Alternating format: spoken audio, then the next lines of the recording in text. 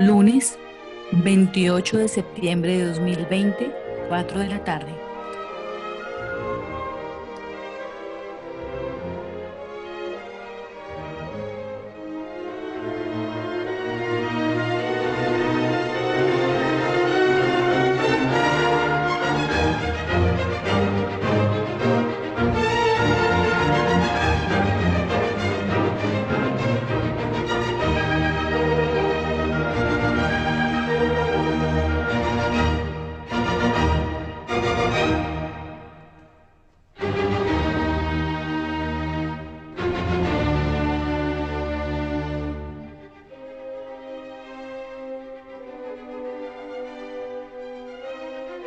Buenas tardes, bienvenidos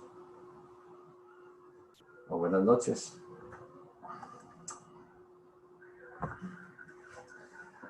Continuando con nuestros temas de filosofía Rosacruz, estamos hablando de los 7 grandes vórtices de energía, conocidos en el Oriente como los chakras. Exteriorizar ese conocimiento por los Rosacruces como las 7 divinas rosas que florecen sobre la cruz, es decir, sobre nuestro cuerpo, nuestros vehículos. Porque nuestro cuerpo es el altar donde la vida divina hace posible en su manifestación que esas 7 rosas puedan florecer. Esas 7 rosas o chakras, palmas, ruedas de energía, están directamente relacionadas con los planetas llamados sagrados, esotéricamente de este sistema solar. 7 planetas y otros planetas que tienen alguna relación intrínseca con la evolución de este sistema solar. Comenzando eso, tenemos al Sol. Desde el punto de vista esotérico, se hace referencia al Sol como un aspecto ternario que se sintetiza en un cuaternario. Esos 3 aspectos principales son el Sol superespiritual, el Sol espiritual y el Sol físico. Y la síntesis en nuestro templo cuerpo es el Sol de medianoche. Veamos qué significa todo esto. El Sol superespiritual para los Rosacruces está representando el anima mundi, el alma del mundo, la vida cósmica, razón de ser de todo lo que existe en el universo. Ese es el Sol superespiritual. De ese Sol superespiritual derivan todos y cada uno de los 400.000 millones de soles de esta galaxia. Toda su vida y su poder. Y al mismo tiempo derivan toda su vida y su poder todos los miles de galaxias conceptuadas en el universo relativamente conocido. En esa misma vida, ese mismo Sol superespiritual que alimenta y nutre a todo el universo, también subyace en nosotros. El universo es el macrocosmos. Nosotros somos el microcosmos. Vamos a analizar el macrocosmos, no yéndonos a ese infinito universo incognoscible, por ahora y totalmente desconocido, sino que vamos al sistema solar. Es hasta donde nuestra inteligencia nos permite vislumbrar algo de esa esencia superespiritual encarnada en el llamado Sol espiritual. Es el Sol superespiritual, el alma del mundo. El Sol espiritual en este sistema solar forma el campo magnético del Espíritu Sol. En ese campo magnético, en esa aura magnética del sistema solar, es el Sol espiritual. Allí subyacen los diferentes planetas, lunas, planetoides, satélites, meteoritos, etc. Y nosotros, por supuesto, evolucionando en este mismo sistema.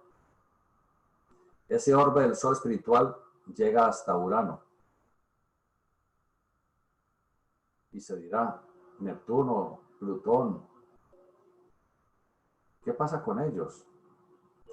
Esotéricamente se dice que son visitantes cósmicos. Cada planeta es el cuerpo físico de un espíritu de altísima evolución. Así como nosotros tenemos un cuerpo físico, el animal también lo tiene, la planta. Asimismo los planetas son el cuerpo físico de un espíritu de altísima evolución llamado Logoi o Logos planetario.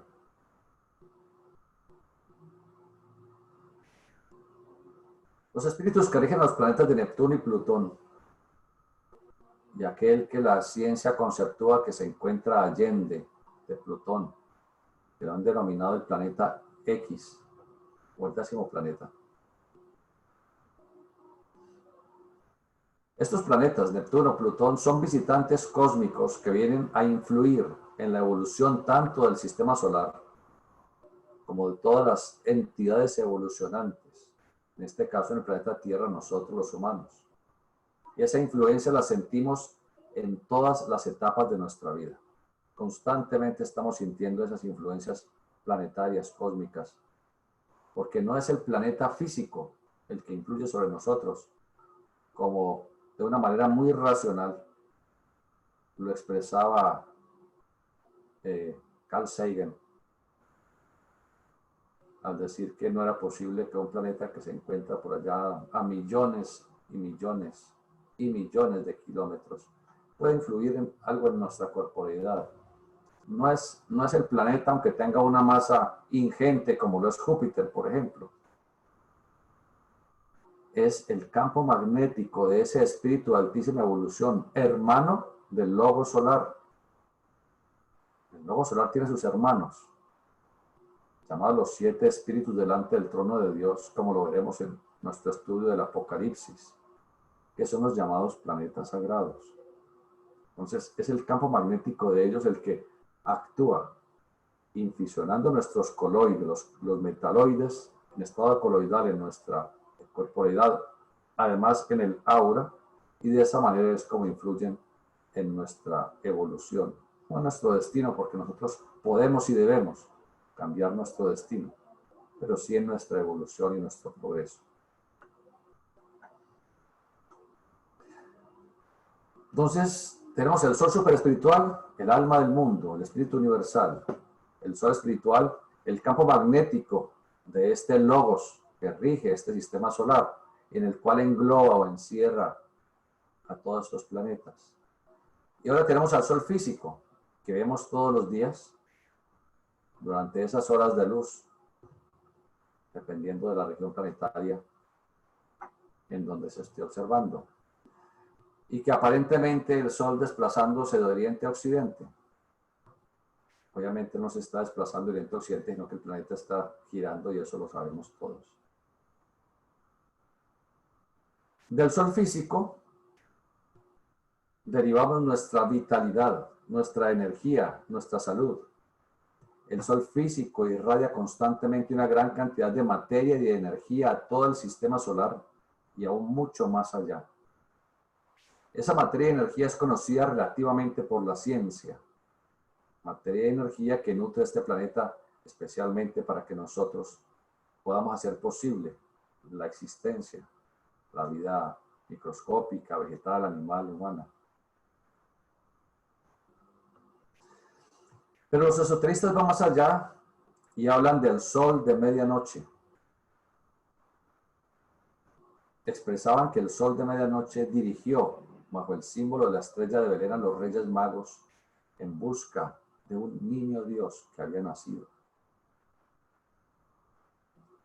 A ese sol de medianoche el que se hace referencia es porque él está brillando constantemente, irradiando su vida y su luz. Es la energía que el iniciado logra observar en ese astro sol en todos los momentos en su meditación y sabe que es una energía de por sí poderosa que nutre con su ingente dinamismo toda la evolución de este sistema planetario.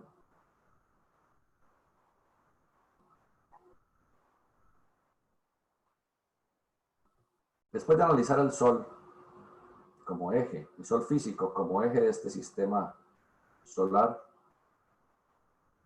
encontramos a Mercurio, gira muy cerca del Sol. Esotéricamente se expresa que existe entre Mercurio y el Sol un globo de naturaleza no física, digámoslo planeta, planeta significa errante, un globo no físico, sino etérico, Y debido a la intensa cercanía del Sol y a la velocidad con que gira alrededor del Sol, los astrónomos, por supuesto, no lo pueden objetivar. Aquel científico que entregó la ley de Bode, que habla de la diferencia o la relación que hay entre el Sol y los diferentes planetas, expresó que debía existir un planeta entre Mercurio y el Sol, pero quedó como algo teorizado. Los científicos hoy en día lo explican diciendo que debido a la ley de la gravitación universal, el Sol deforma el espacio-tiempo. Al deformar el espacio-tiempo, entonces alcanza a afectar la órbita de Mercurio, que es tremendamente irregular.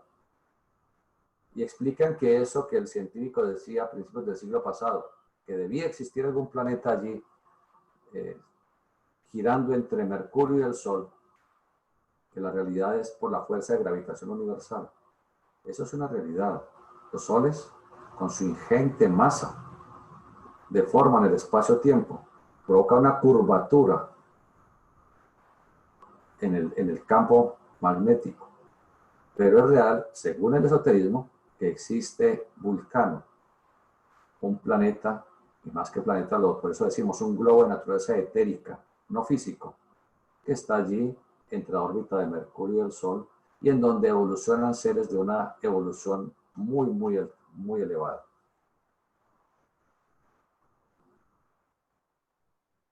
Recordemos que en estos estudios entregamos solamente información que entrega la Escuela Rosacruz, pero no es para polemizar. Cada quien conservamos totalmente nuestra libre albedrío, nuestra libre conciencia de recibir una información, sopesarla, tenerla allí. Algún día tendremos la posibilidad de desecharla completamente o de aprovecharla, si ese es el caso.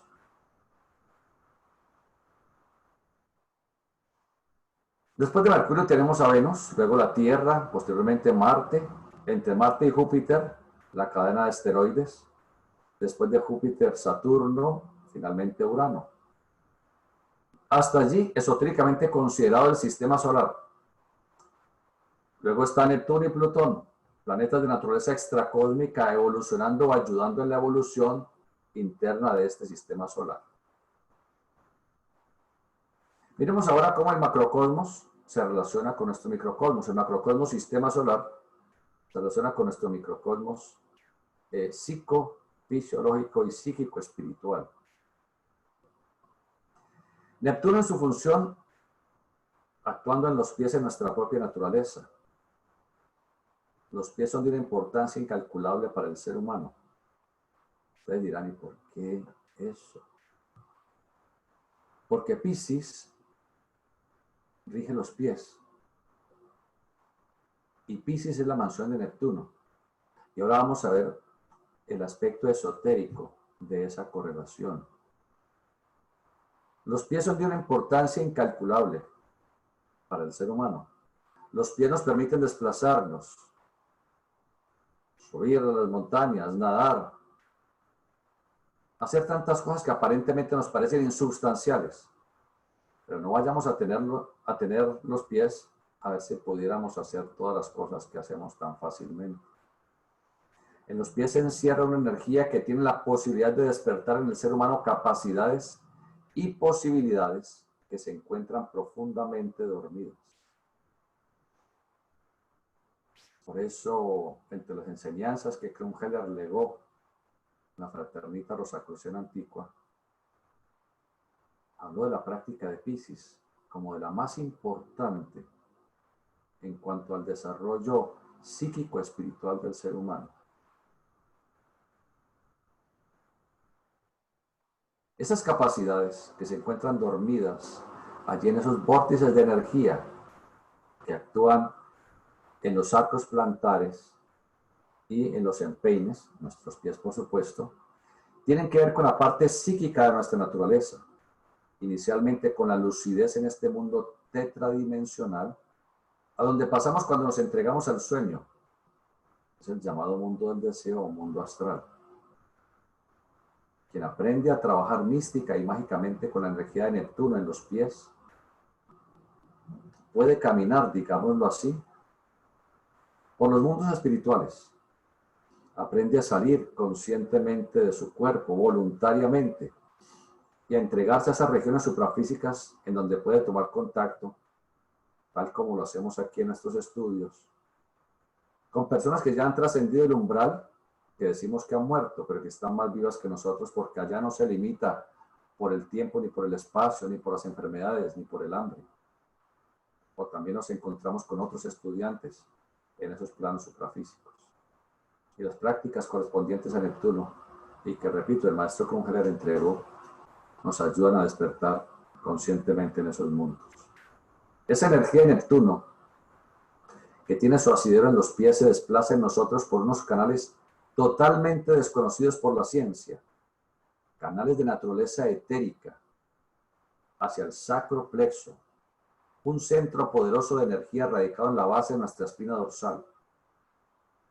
Esa energía luego se eleva como una columna de humo, digámoslo así, como un gas, por el centro de la columna vertebral, llamado la médula espinal. Y dentro de la médula espinal se encuentra un canal hueco, llamado el epéndimo. Por allí se desplaza ese gas espinal, llamado el gas espiritual de Neptuno, el cual habrá de proporcionarle a la humanidad finalmente la iluminación, el conocimiento.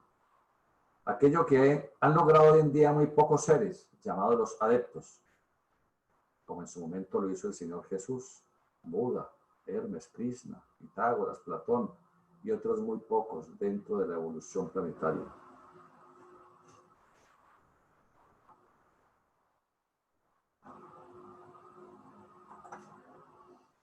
Ya comprendemos por qué Neptuno, tan lejano en este sistema solar, tiene influencia psíquica tan importante en la naturaleza del ser humano.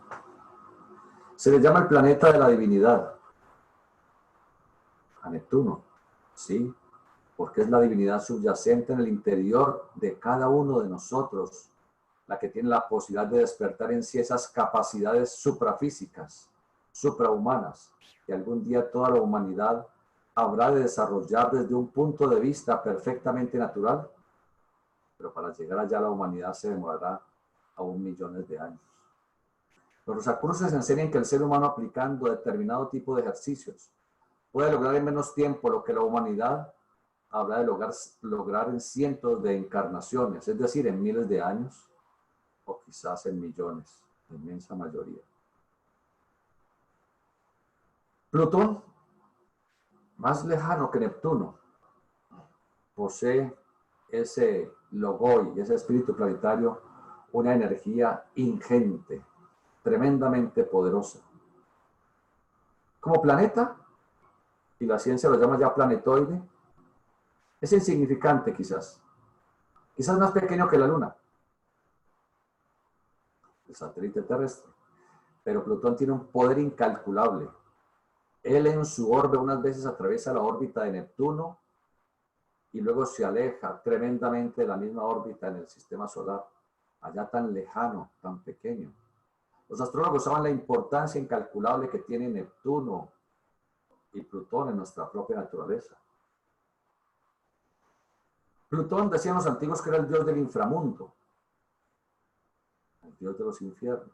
Infierno significa lugar inferior, porque real y esotéricamente, místicamente, no existe un lugar llamado infierno donde vayamos a quemarnos en el fuego eterno del azufre por nuestros malos actos. El infierno es ese estado interior en el cual este mundo se debate, cuando las pasiones, el instinto, el odio, las guerras, los vicios subyugan la naturaleza psíquica, moral y espiritual del ser humano. Esa energía de Plutón es una energía tremendamente explosiva que se encuentra radicada en nosotros en la base de la espina dorsal. Comulga con Neptuno como energía pura que hace posible la propagación de las especies a través de la generación. Es ese fuego de Plutón que como energía sublimada, sutilizada, dirigida por el ser humano con mística, conciencia y arrobamiento, hacia ese fuego, mediante su propia imaginación y su estética, dirige la energía como gas espinal o fuego de Neptuno. Como fuerza generatriz es Plutón. Por eso Plutón tiene como mansión principal a Escorpio. Escorpión, la esfera generadora. Y su regente, Plutón. Su corregente, Marte.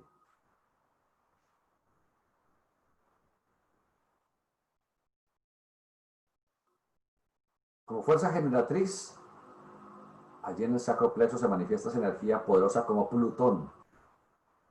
Ya como fuerza sublimatoria, espiritualizante, que nos permite producir conciencia, imaginación creadora, inteligencia, sabiduría, amor, acción fecunda, se manifiesta a través de Neptuno, el fuego espiritual de Neptuno.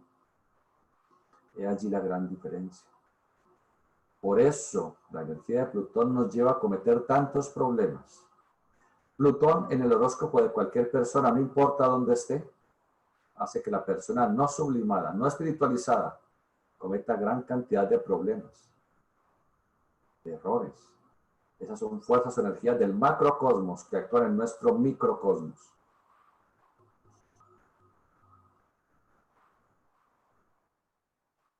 Después de Plutón y de Neptuno, desde la periferia hacia el centro, está Urano. Urano decían los antiguos que era el cielo, que era el orbe de la manifestación del universo, decían los griegos, le llamaban Ouranos.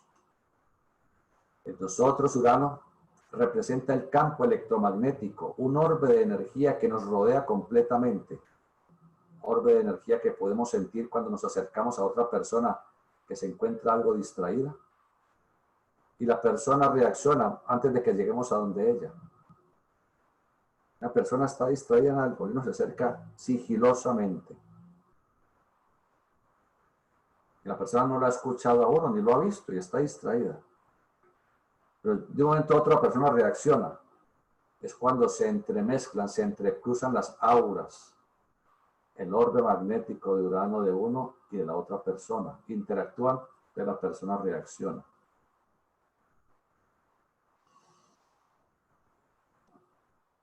Igual nos sucede a cada uno cuando estamos distraídos o concentrados. Alguien se acerca subrepticiamente y al entremezclarse los dos campos magnéticos o aura, es decir, la energía radiante de Urano, electromagnética, inmediatamente sentimos algo y volteamos a mirar.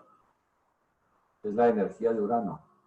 Es la energía del amor universal, energía que sale en líneas rectas desde nuestro cuerpo hacia toda nuestra periferia y que se hace más ostensible en las personas de más evolución y más estrecha en las personas de menor evolución.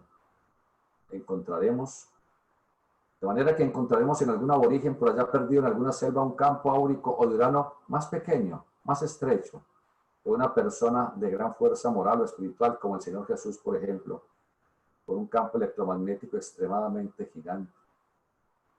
Narra la ciencia esotérica que el campo del Señor Jesús, su campo electromagnético o de Urano, llegaba hasta unos 10 kilómetros de distancia, mientras que el nuestro no puede abarcar más allá, quizás de 1,5 metros, ya exagerando mucho, porque tenemos que tener en cuenta el orbe magnético o energético del cuerpo vital es de 1 pulgada, 2,5 centímetros. Luego tenemos el orbe del cuerpo emocional. Depende de la persona, la solución está entre 25 a 30 centímetros de la periferia. Luego tenemos el cuerpo mental, todavía una nube difusa en la mayoría de la humanidad, que puede abarcar quizás 1 metro. Pero no más, ese es nuestro campo magnético. Pero se decía que el Señor Jesús, su campo magnético era de 10 kilómetros. Pero se nos dice esotéricamente que los adeptos, y él como adepto, los adeptos, su campo magnético comulga con el planeta Tierra. Por eso cualquier persona que se concentre con devoción, con mística, con espiritualidad en un adepto, inmediatamente hace vibrar el aura del adepto y se da cuenta de esa persona. Y si ese estudiante es sincero en su desarrollo interno, persistente en el sendero del bien, de la belleza, del amor universal, llegará el momento en que el adepto hará que un chela se preocupe por ese estudiante a ver si de pronto va a dar la nota para poder seguirle guiando. Esa es la diferencia entre un ser de gran evolución y nosotros que no nos hemos esforzado todavía en nuestra evolución. Después de Urano tenemos a Saturno, de la periferia hacia el centro. Saturno, desde el punto de vista de la mitología, era el dios antiguo, el más viejo de los dioses del Olimpo, aquel que devoraba a sus hijos. Saturno es el tiempo que se encarga de devorar toda la creación. Desde el mismo momento en que somos concebidos por nuestra progenitora, ya empezamos a envejecer. Saturno empezando a alistar su guadaña con la que finalmente llegará nuestro último día, generalmente en la ancianidad, a no ser que por ley kármica tengamos que desincorporar de una manera prematura antes de lo acostumbrado. Saturno, hablando macrocósmicamente, es decir, como planeta, es el más antiguo en su forma física densa. Cuando decimos forma física densa, no estamos hablando que sea densa como la Tierra. Ya sabemos que es un planeta gaseoso. Pero está rodeado por esas docenas de lunas gigantes.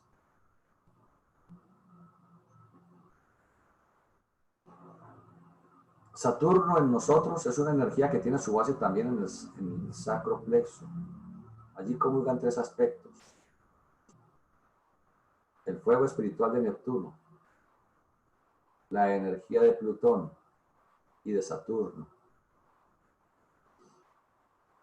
Esas energías derivan a través de los llamados tres nadis, de los que ya hemos hablado en otras reuniones, Ida, Pingala y Sushumna, que al derivar por esos canales, porque son canales etéricos, toman otra terminología, bien sea Sol y Luna y Marte o Mercurio, o sal, azufre, mercurio, etc., dependiendo de qué tipo de enfoque esotérico se está tomando. Saturno hace posible que el esqueleto, nuestro esqueleto, le dé soporte al cuerpo denso.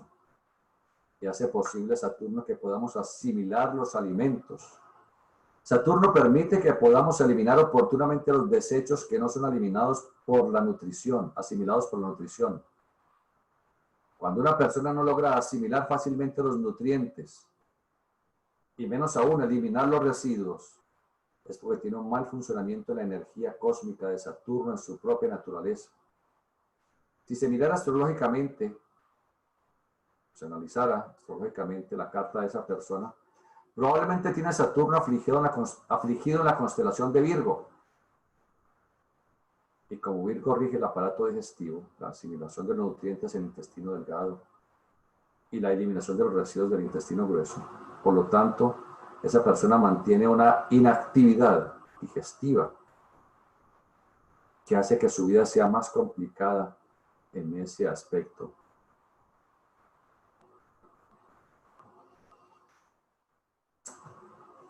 Hacemos un pequeño paréntesis para hacer referencia al intestino, porque es muy importante que el intestino funcione muy bien.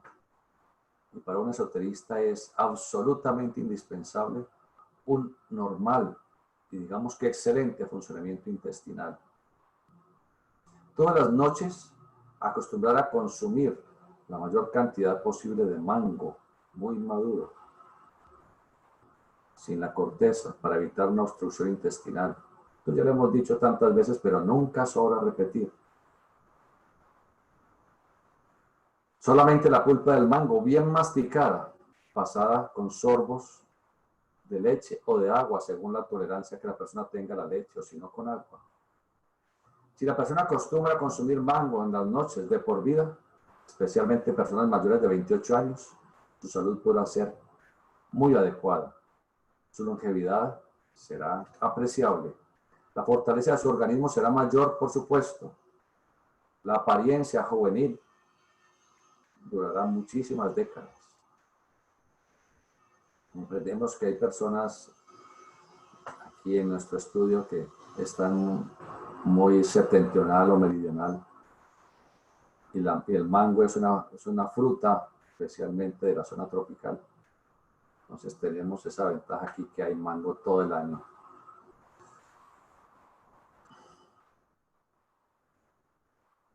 Si el colon está funcionando adecuadamente, usando el mango, otra forma, usar palta, es decir, aguacate.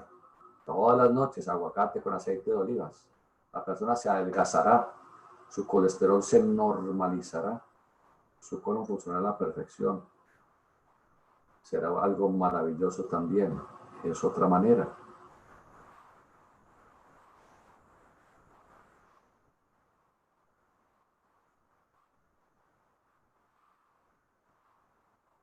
Así, pondremos en armonía la energía de Saturno, por lo menos en el aparato digestivo. Saturno es el antiguo Satán de la leyenda. No existe un diablo, un demonio o un Satán como dogmáticamente lo enseñan. Saturno es el tiempo que hace que se coseche reflexivamente, llegado el momento, todas las experiencias de la encarnación y nos preparemos nuevamente para resurgir cual fénix en una nueva encarnación, en otro cuerpo joven y reiniciar el proceso o continuarlo mejor. Saturno, el tiempo en el macrocosmos, ha hecho posible con su energía electromagnética la estabilidad de los planetas hacia adentro del sistema solar y los planetas externos a él, llamados los planetas posteriores a Saturno. Saturno permite que la persona se mantenga erguida durante la mayor cantidad posible de su encarnación. Cuando la persona se va agachando, es porque la energía de Saturno está afectándole definitivamente, porque ha abusado de sus propias energías, especialmente el orgullo. El orgulloso termina completamente agachada a su servicio. Ustedes dirán, eso es osteoporosis. Claro que es osteoporosis, pero es que Saturno le está permitiendo a esos huesos fijar calcio y además está obligando a que el calcio se pierda. Lógico, todo tiene su razón de ser. Debemos mantenernos con la columna vertebral perfectamente recta, porque de esa manera se canalizan energías no solamente cósmicas, con la antena del cosmos, que es el cerebro, sino las energías terrestres, con la antena de las energías terrestres, que es la zona sacrocoxígea. Fuerzas que penetran por los pies y que se acumulan en la esfera del sacrocoxis, más las fuerzas que llegan del cosmos y que también se acumulan allí para ser utilizadas en nuestra propia naturaleza. Rosacruces estudian energías, hacen referencia a fuerzas dentro de nuestra propia naturaleza y se dan cuenta que esas energías pueden ser utilizadas inteligente y adecuadamente para mejorar nuestra vida. Esa es la energía de Saturno en nuestra propia naturaleza. Continuaremos entonces estudiando a Júpiter y todo lo demás hacia el centro del sistema solar relacionado con nuestro microcosmos en nuestra próxima charla el lunes, si Karma lo permite.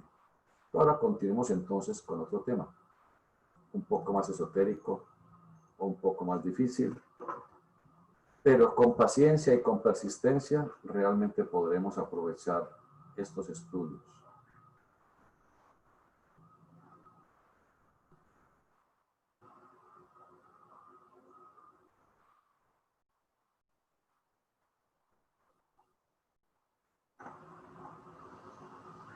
Estábamos hablando de la palabra Asia. El Apocalipsis habla constantemente de esa palabra, Asia. Dijimos que está constituida por las letras A, S, I, A, Asia. Cabalísticamente la A es Aleph, la primera letra de ese alfabeto sagrado, el Aleph Bet, cuyo valor es 1. Luego la S es la letra Shameh, cuyo valor es 60.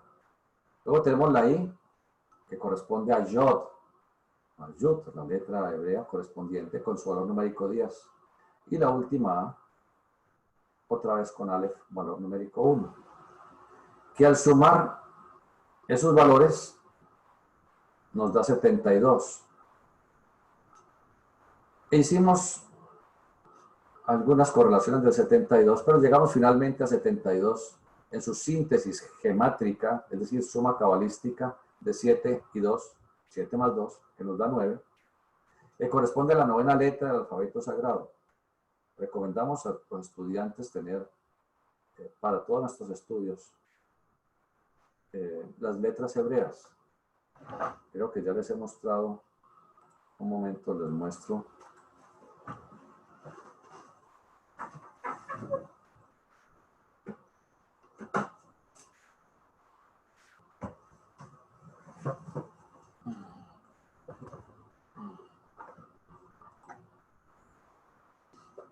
Este es un ejemplo. Nosotros le entregamos este cartoncito a todos los estudiantes cuando llegan a la escuela y sugerimos aprenderlo, escribirlas, hacerlas, saber su nombre, su valor gemátrico, etc.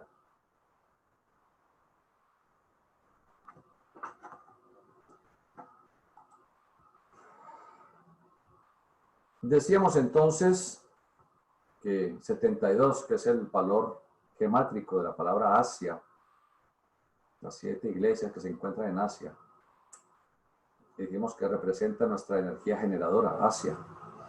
Porque 72 es 7 más 2, que es 9, que cabalísticamente se relaciona con la esfera de Yesod. Recuerden el árbol de la vida, los Chaim, la 9ª esfera, Yesod, el centro generador, la esfera generadora, el poder generador. Y se relaciona con la 9ª letra, la 9ª letra o 9º arcano de la alta ciencia, Tet.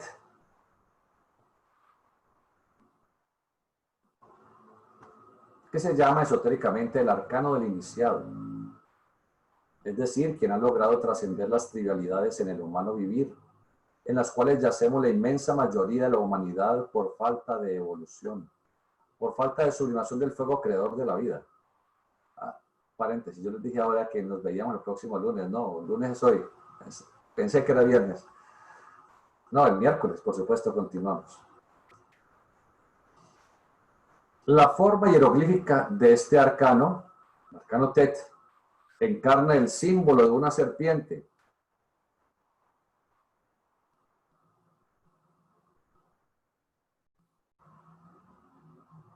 Una serpiente que se yergue replegándose en sí misma en la obtención de conciencia. Esa 9ª letra se relaciona también con el 9º arcano de los arcanos mayores del tarot, que se llama el eremita, el ermitaño. El ermitaño, la carta muestra, también debiéramos tener los arcanos del tarot, los 22 arcanos mayores por lo menos del tarot, son los que estudiamos nosotros. El 9º arcano, llamado el eremita o el ermitaño, se observa a un anciano cubierto con una capa. Lleva en una mano un bastón, que es una especie de cayado, y lleva una lámpara. La capa es la capa de Apolonio, indicando el don de la invisibilidad, el don de la profecía. El bastón es el bastón de los patriarcas, aquel que ha elevado ese fuego de la vida por el bastón, la columna vertebral, para depositarla en los centros cerebrales. Lleva la lámpara, indicando el conocimiento, la luz del conocimiento, y guarda celosamente esa lámpara, la cubre parcialmente. No es para que el viento no la vaya a apagar, es que con prudencia trata de resguardar el conocimiento, la luz del conocimiento, para que no sea profanado. Aquí estamos tratando de quitarle un poco de velos a la luz del conocimiento, porque hay almas nobles interesadas. Entonces, por eso tratamos de decir las cosas como deben ser dichas.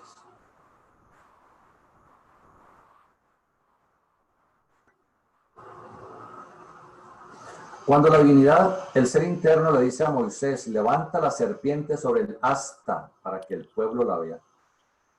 Hermano, Se está refiriendo aquí le tengo la carta para que la...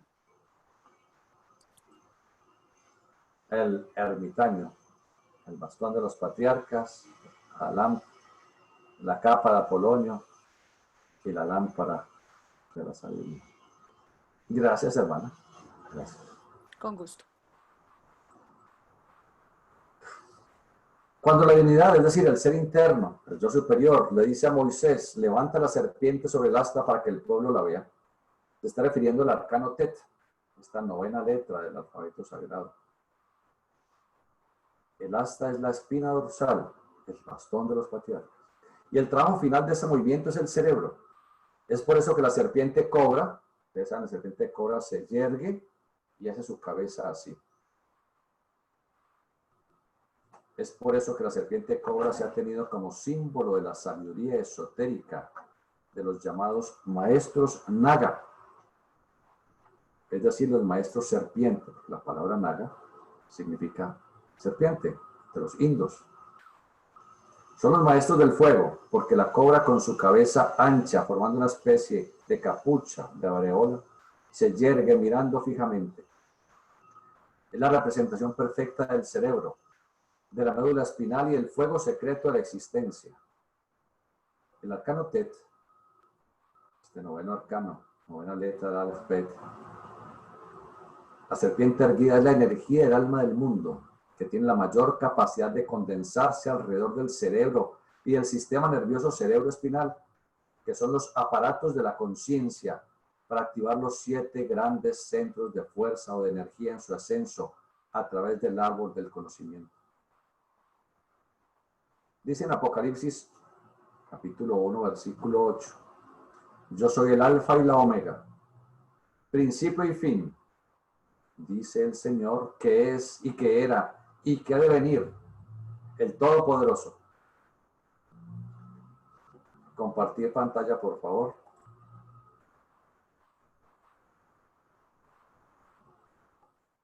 Gracias.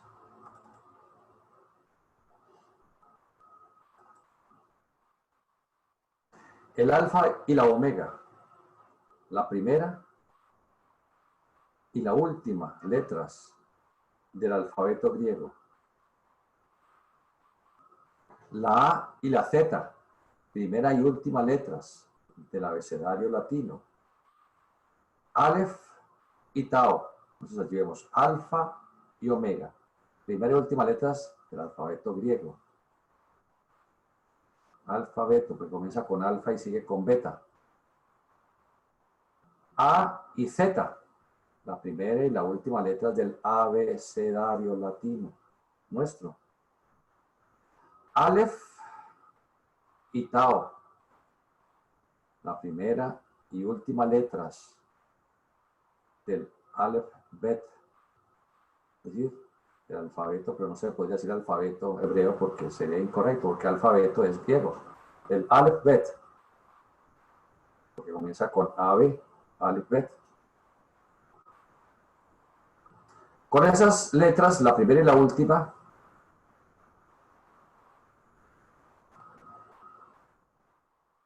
alfa, omega, A, Z, Aleph, Tau, porque Tau es la última letra del Aleph-Bet, del alfabeto, del abecedario hebreo. La síntesis, los alquimistas escriben la palabra Azot,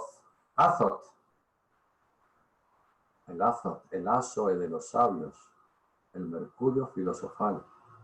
Miren cómo se va encerrando una cantidad de conocimiento secreto maravilloso, místico, esotérico. Antico, por favor.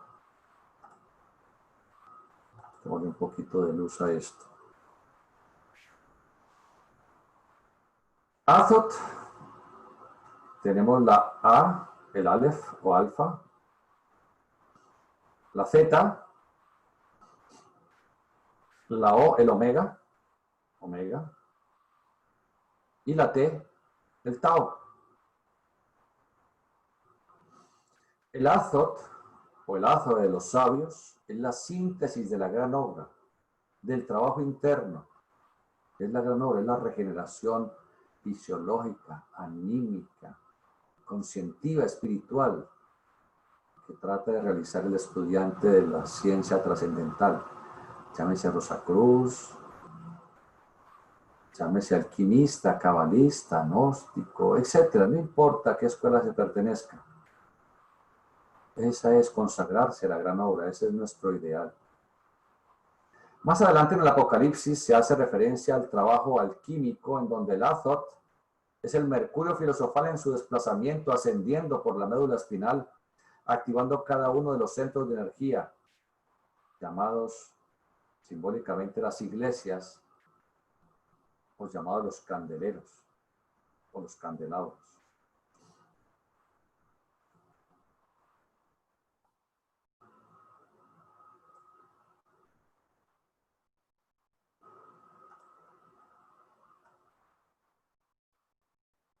Dice en Apocalipsis 1:10, yo fui en el Espíritu en el día de domingo.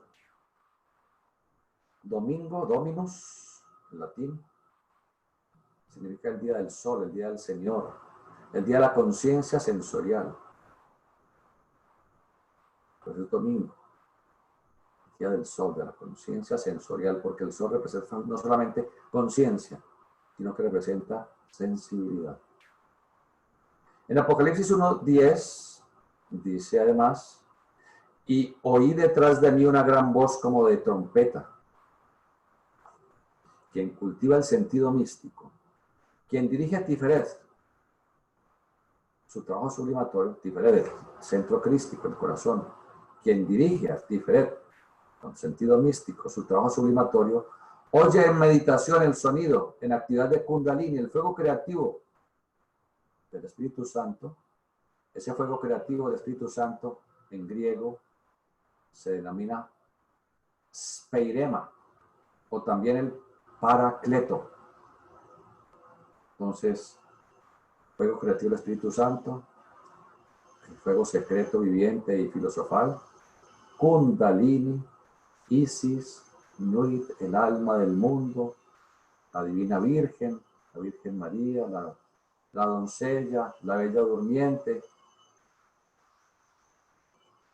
En esa obra pequeña, en tamaño pero gigantesca, en sabiduría, que entregó la maestra Blavatsky y que reciben los estudiantes para su iniciación y que deben aprender de memoria, llamado La Voz del Silencio, ella expresa lo siguiente: Kundalini, el poder serpentino o fuego místico, es denominado poder serpentino por razón de su modo de obrar o de su progreso en espiral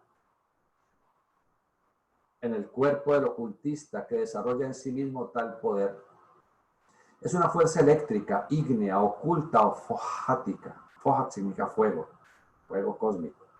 Es la energía primordial que existe en el fondo de toda materia orgánica e inorgánica. Continúa diciendo la voz del silencio. Bueno, voz del silencio es otro nombre que se le da a Kundalini, ¿no? Solo existe una vereda que conduce al sendero, solo al término de ella, de esa vereda, de ese sendero, de ese camino, puede oírse la voz del silencio. La voz del silencio es Kundalini en desplazamiento por la espina dorsal, activando cada uno de los chakras, o escuelas, o iglesias. La escala por la cual asciende el candidato está formada por peldaños de sufrimiento y de dolor. Estos únicamente pueden ser acallados por la voz de la virtud.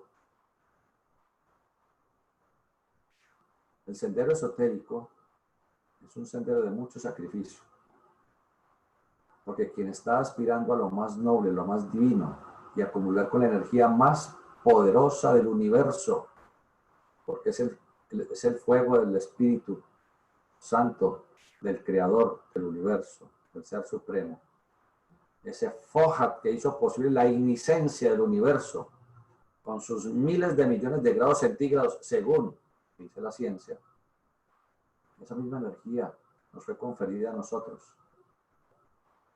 Y quien quiere tener acceso a esa energía debe demostrar que es una persona honesta, sincera, pura, espiritual, que no va a actuar mal con esa energía, que se va a convertir con el decurso de los tiempos en un salvador del mundo.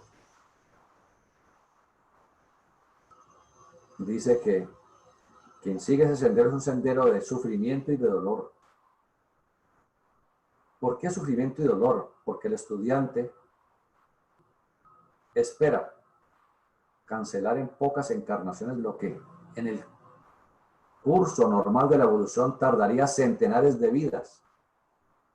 Cuando entramos a este sendero de espiritualización senso consciente, estamos haciendo un negocio tácito con nuestro yo superior, con nuestro ego interno. Por lo tanto, las deudas que tenemos que pagar en centenares de vidas, las vamos a pagar en 2 o 3 encarnaciones, o 3 o 5 o 7 para estudiar la primera gran iniciación. Por lo tanto, la vida no es fácil. Se incrementan las enfermedades, o puede suceder, si es que ese estudiante es verdaderamente honesto en su trabajo interno, se incrementan los problemas familiares, se incrementa o se puede incrementar también el sufrimiento económico. No nos asustemos, no salgamos corriendo ante la primera diarrea que nos dé, no salgamos corriendo ante la primera pérdida del empleo que tengamos. Tengamos confianza en la divinidad, tengamos confianza en nuestro yo superior, en nuestro alter ego, en nuestro ser interno, en los señores del karma, la divina jerarquía que dirige ese proceso, que no nos van a estrangular, como dice el axioma popular, que Dios aprieta, pero no ahorca, aprieta, pero no ahorca, nos aprieta justo hasta donde sentimos el dolorcito, pero no nos va a destruir. Siempre, cuando vemos que no hay camino, que se nos cierran todos los caminos, milagrosamente y misteriosamente se abre una lucecita y siempre pasamos avante.